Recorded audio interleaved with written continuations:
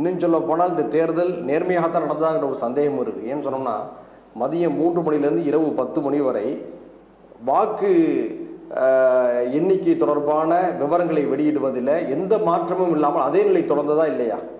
காங்கிரஸ் கட்சியினர் தேர்தல் ஆணையத்தை தொடர்பு கொண்டு ஏன் தாமதிக்கின்ற கேட்கக்கூடிய நிலையெல்லாம் இருந்தது. அப்போது உத்தரப்பிரதேச சமாஜ்வாதி கட்சியுடைய தலைவர் அகிலேஷ் யாதவ் என்ன சொல்லியிருக்காரு, பல இடங்களில் தேர்தல் முறைகேடுகள் உத்தரப்பிரதேசம் நடைபெற்றுன்னு சொல்றாரு. அப்போது இதையெல்லாம் ஒப்பிட்டு பார்க்கின்ற போது இந்த வெற்றியும் கூட குறுக்கு வழியில் பெற்ற குறைந்தபட்ச வெற்றி தான். அதைத்தான் வலிமை குறைந்த ஆளுங்கட்சி என்று ராகுல் காந்தி சொல்கிறாங்க.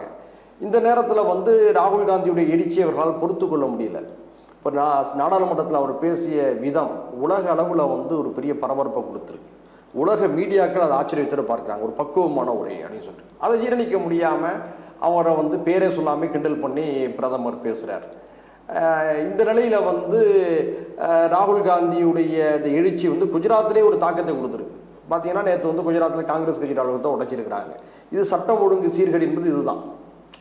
ஒரு அரசியல் கட்சியுடைய அலுவலகம் தாக்கப்படுவது என்பது சட்டம் ஒழுங்கு சீர்கேடுடைய ஒரு அடையாளமாகத்தான் பொதுவாக எல்லாருமே பார்க்குறாங்க. அப்போது காங்கிரஸ் கட்சியின் மீது நடத்தப்பட்ட ஒரு தாக்குதலாகத்தான் இதை பார்க்குறோம்.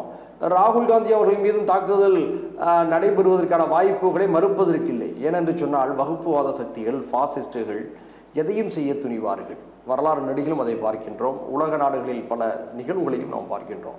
எனவே ராகுல் காந்தி அவர்களுடைய பாதுகாப்பை அதிகரிக்க வேண்டும். ஆனால் ராகுல் காந்தி அவர்கள் இப்போது கூட மக்களோடு இருக்க தான் விரும்புகிறார்.